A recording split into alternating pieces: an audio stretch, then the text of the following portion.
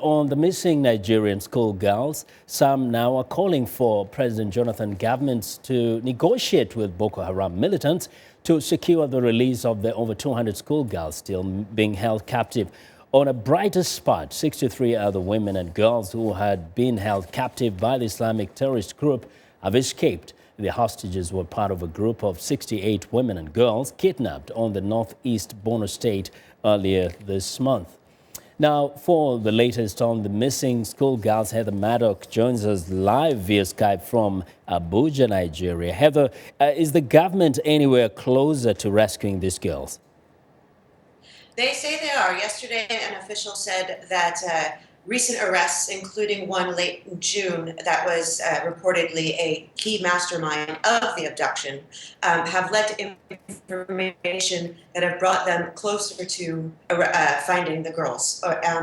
But there's very few details available about it. They just said they're closer. They didn't say how close. We asked if there was a time frame, and there was no time frame.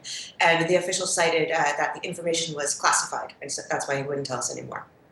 Now, we've heard of a few others saying perhaps it's time to negotiate with Boko Haram. Are there many of such voices across the country, or those are just isolated ones? No, there's a lot of very strong voices calling for negotiations with Boko Haram in general and specifically for the schoolgirls, including the Sultan of Sokoto the other day made a speech requesting, asking for negotiations. People say that the military option alone is never going to end the insurgency. Even the military itself has come out and said that from time to time. Now, we know that the government said before that it will not negotiate, but going back a few months, has the government of Nigeria ever negotiated with Boko Haram and perhaps released some of their fellows, some of their militants? Yes, in fact, there have been cases where at least people have been released in connection with Boko Haram. It's usually been people who've been called family members, women or children, but there's also been other negotiations and release. The government has previously set up committees to investigate the possibility of negotiating, and while they've never actually negotiated, they say the possibility is there.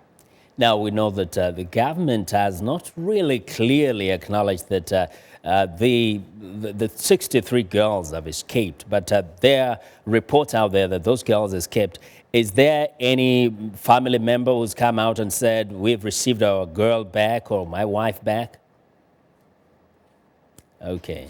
It looks like, okay, we have a problem there with a video link with Heather in Abuja, Nigeria.